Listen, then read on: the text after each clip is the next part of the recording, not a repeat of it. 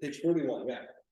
And so one thing that we just, I know we just had a little bit of a break from it, but if you remember, if you recall, the last thing we just talked about with our graphs here was this +2, this -2, having nothing. This changes the location of it on the graph. Specifically, it changes when the graph comes across they call this the y-axis, right? When it goes past this, when it goes past this line here. When it's -2, we can see the whole line moves down 2. So now instead of going through 0, 0, it's going through 0 and then -2. When you add 2, it goes up and it passes at 0 plus 2. So this is something that we call it a y-intercept. So whatever value this thing here is, that is when you know it's going to go through your y-intercept. So if we're ever unsure of where this graph is supposed to cross this line, it's going to be whatever it is showing you for that intercept there. So that's officially what we call it. We call this, this is where it's on page 41, the y-intercept. And so this is when the point of the graph, this is when the point of a graph intersects the y-axis. Fancy way of saying it's when it crosses this line here. So when you have a y-intercept of +2, it crosses it at +2. When it's at -2, it's going to cross it at -2. And so on and so forth. So that's what this thing here is. I know I've given you a lot of different equations. This is the last one. This is the equation of just a straight line. It doesn't matter what straight line you make on a graph, it will always be able to go in this. So before today, every single thing we've done y equals mx, and there hasn't been a y-intercept. It's always just been a 0 here, a little invisible 0. And because it's invisible, we normally haven't cared about it. It's normally been some invisible thing that we've not had to worry about. It's because it's always passed through our intercept at 0. So that's what this thing here is. So again, this is the point at which the line crosses the y-axis. That's called the y-intercept. So we put that in the equation, and we use this. You're going to want to, again, highlight this, circle this, something. But specifically, if we know the y is like the rise, like that's the y point, we know the m is the slope, we know the x is the x point. This b here, this is your y-intercept. I'll zoom out in a second. In fact, I'm just going to type that in. But when we have this equation now, which is y equals mx plus b, what we're actually saying here is that b is your y-intercept.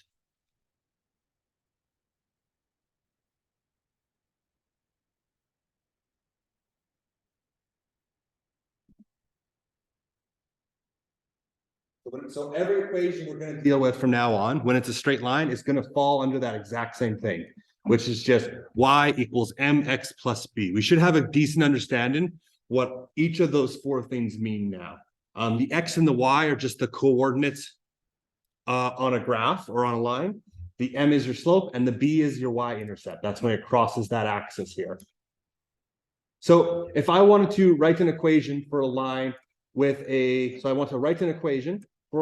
slope of 5 and a y-intercept of 6, we can see it down here. But again, it's done the exact same way we've always done everything else, which is that we write our blank formula and we substitute the values we know. So if the slope is 5, m is equal to slope. And I know that 5 is what the slope is. So I put a 5 in its place there. And if I know that the y-intercept is 6, well, instead of a b, I just put a 6 there. And so when we have that equation of a line, I'm going to zoom down.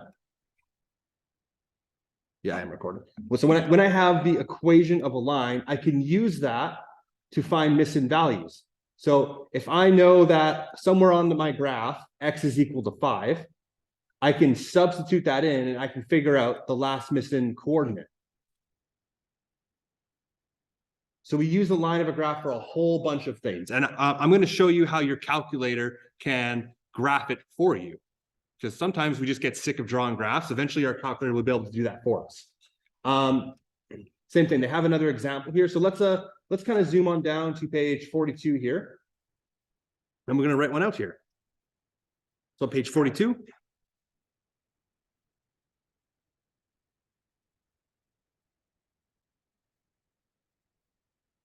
Okay, so on page 42 here, we have a question here that's asking us it wants us to write equations of a line. It wants us to write an equation if we have a slope of 6 and a y-intercept of -5. So remember, my first step is always going to be,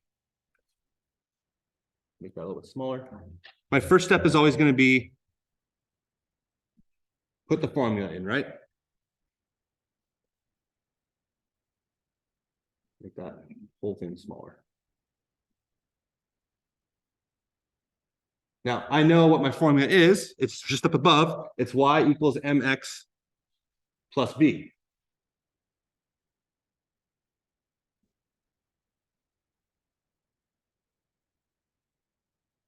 Oh, thank you. So it's y equals mx plus b. So my next step, of course, and this is just from before, is we're going to substitute everything in. So do I know what my y is? Ooh, so the y itself is not -5, it's the y-intercept. So in this case, we don't actually know what it is, because yeah. No, and that's okay. I know that's a really common mistake there. That's why I like to address that. But we don't know what the y is here. So remember, if we knew what the y was, it'd be something like, I don't know, something like 0 and 2. Oh, that's the y, that's the x. We're not given something like that.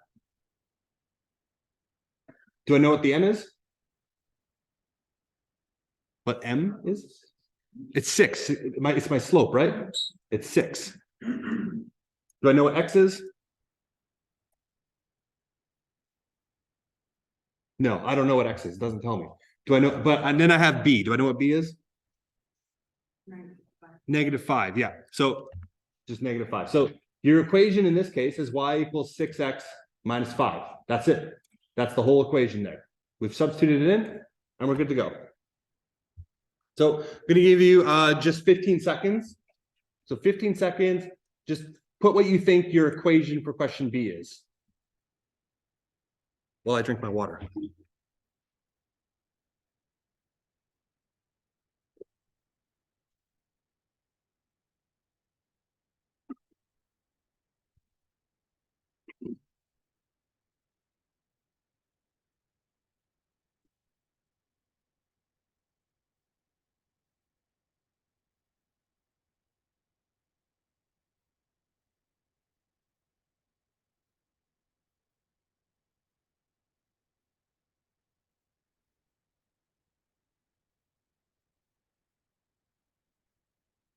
Okay, so same thing. My first step here is I just take my blank formula.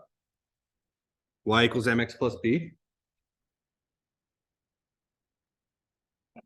And I just substitute stuff in, right? So in this case, what's my slope?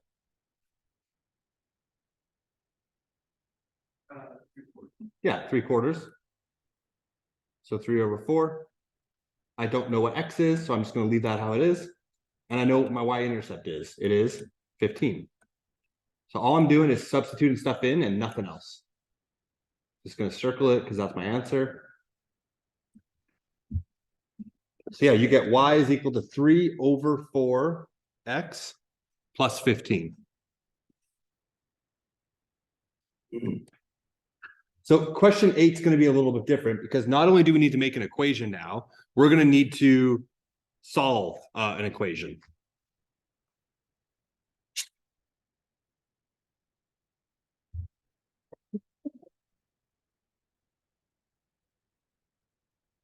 So in this case, question 8 is asking us, it wants us to write an equation of a line. So we want to make an equation. We have a slope of -5, a y-intercept of -3, and then it wants us to solve. It wants us to solve it when x is 3. So let's do step 1 and 2 up above first. Let's just make our equation really quickly. So it's y equals mx plus b.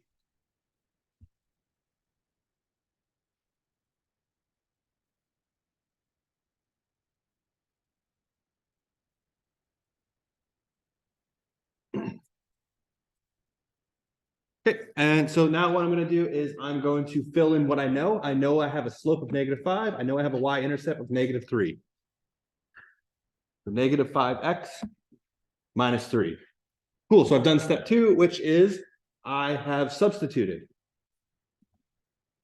Now what it wants to know, now what it wants me to do is it wants me to figure out the value of y. And so when it says the value of y, that means it wants me to get y is equal to something. It's some type of a number there. It's 5, it's 2, it's 0, whatever it is. It wants me to figure out what it is.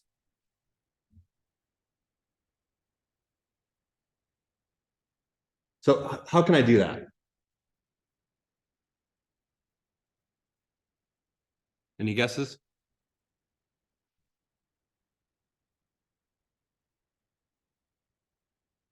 We have seen this type of thing before.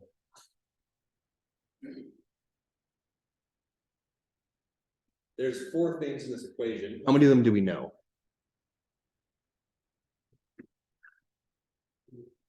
2, and now we also know a third. So now we're going to substitute it again, which is it wants us to figure out the value of y. So y is equal to something when we have our formula, which is -5 is our slope, and then -3 is our y-intercept. But when x is also 3. So I'm just going to substitute that 3 in here into my equation up above. And so what does this mean when I have this little bracket here? Multiply, right? It's not, so it's not -53, it's -5 times 3.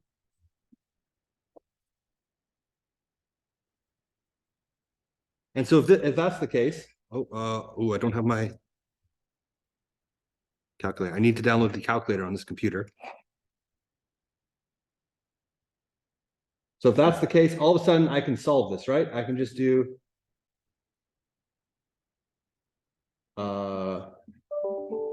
-5 times 3 minus 3. So it tells me that my y is -18. So all I need to do is just plug that all into a calculator, or just do the math mentally. Boom, y is equal to -18. So when x is 3, y is equal to -18. I'm going to come back to this in a second, so you'll have time to finish writing it. But so when x is 3, y is equal to -18, which means on this graph, so again, x is 3, y is -18. It means that that line is going to go through this point down here. I know that that line is going to go through that point because it works within this equation. So that's what they're saying. So that when x is, again, when x is 3, on this line, you can go up and you can go down here. You'll eventually find that line and you'll see that y is equal to that -18 there.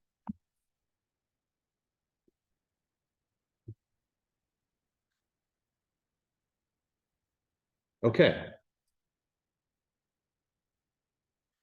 I'm going to give you 2 minutes. I want you to try question 9A yourself. I'm going to come around the room in 30 seconds and see how we're doing. So you get a couple minutes, try out question 9, and I'm going to come to the room here in just a couple seconds. Okay, so just jumping straight into it. So for question 9 here, again, you solve it the same ways as other ones, which is we input our blank formula, y equals mx plus b, and then we put in what we know. And what we know is that we have a slope of 12.5 and a y-intercept of 25.5. So I substitute those in. Now, a really common mistake people make here is they put 25.5 for the y. Remember, 25.5 is not your y, it's your y-intercept, which is that little b, is that b. When you see b in an equation, that means it's that y-intercept. I know that's really easy to mix up. You are not the first students to make that mistake. You will not be the last students to make that mistake. That's just what mathematicians from however long ago decided as the standard. So we do not know what our y is here. But we do know what our m is. Our m, which is our slope, is 12.5. I don't know what the x is, so I'm just going to bring that down. That still comes down. And then I'm going to add on my y-intercept of 25.5. So this is my formula for question 9a, is y equals 12.5x plus 25.5. Yeah, and just the equation, that's it. I've made an equation. I don't need to do anything else with that. Where I do need to, however, use it is for question B, which is it wants you to take this equation and figure out what the value of y is when x is something. So remember, when it says, hey, what's the value of y? It wants you to get y is equal to an answer. That's the end goal it wants to accomplish. So what we're going to do is we're going to take our formula. So we've done step 1, step 2. So step 3 now is going to be, so substitute what you know. It's kind of step 2 still, substituting what you know. In this case, actually, I'm just going to bring this over here. I ended up with step 1 and 2. I got y equals 12.5x plus 22.5. This is B, yeah. So with step 3, I'm now taking what else I know.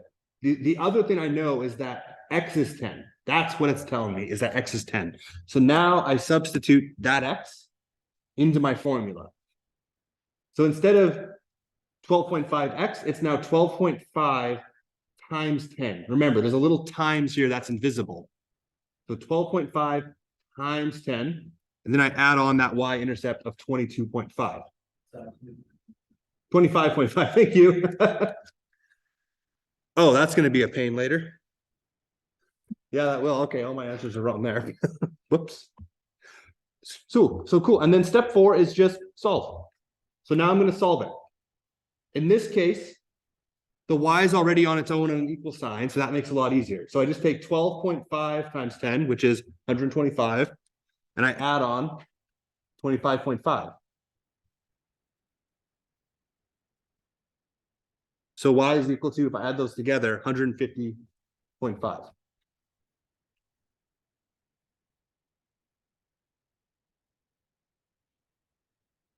So again, you're taking everything you know. The second you have everything except one thing in an equation, you can figure out what that missing thing is by solving it.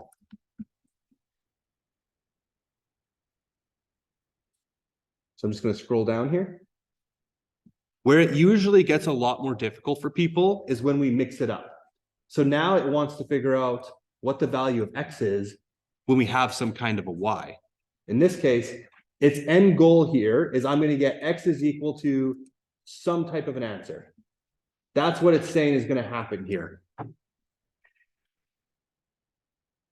Which is really hard because in our formula that we made, x is not by itself. So I'm going to take my formula, y equals 12.5x plus 25.5. I'm going to substitute what I know, which is step 3. So 12.5, y is equal to 213. So 213 is equal to 12.5x plus 25.5.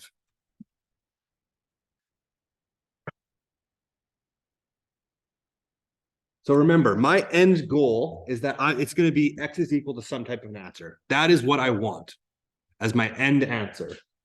Boom, x is this. That tells you what the answer is.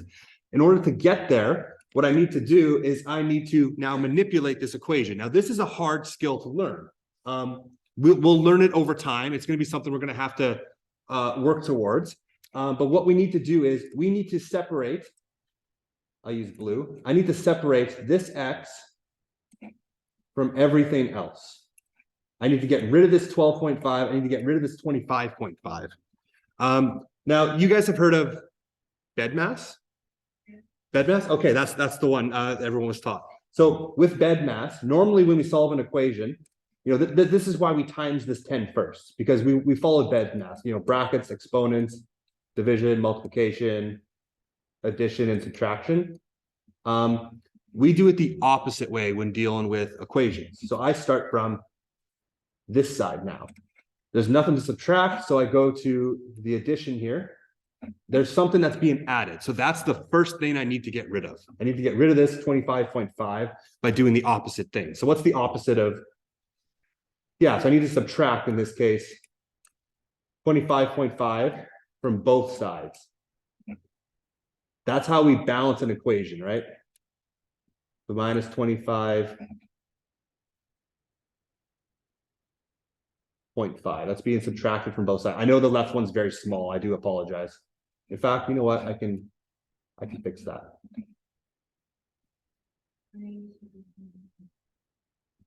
So I subtract 25.5. And sorry, what did you get there? So you got, so if I do that, so 213 minus 25.5 gives me 187.5. Thank you.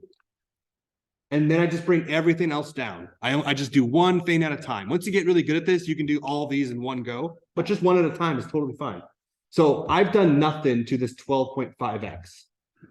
It stays there. But what I did do was I took away 25.5 from this side as well. So these two things cancel each other out. And I'm just left with nothing there. 12.5x now. This doesn't exist anymore.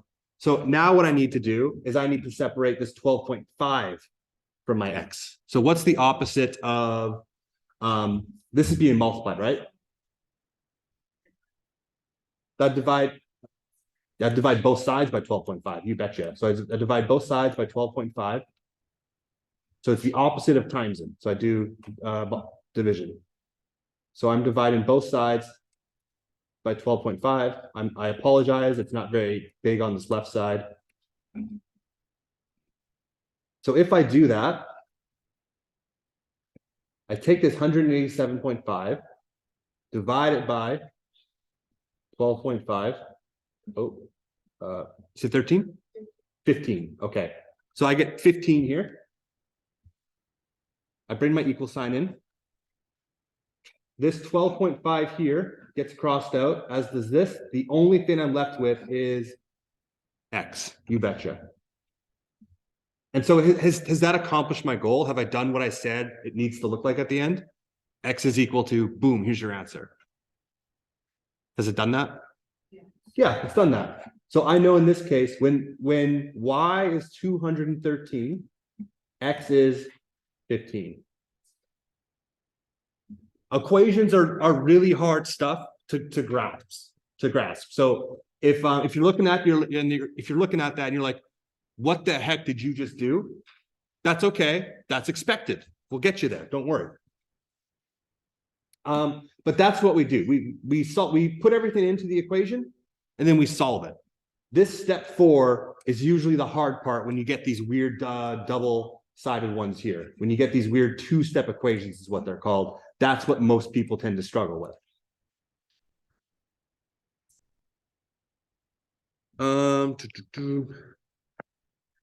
We are going to do, I don't know if I do want to do that.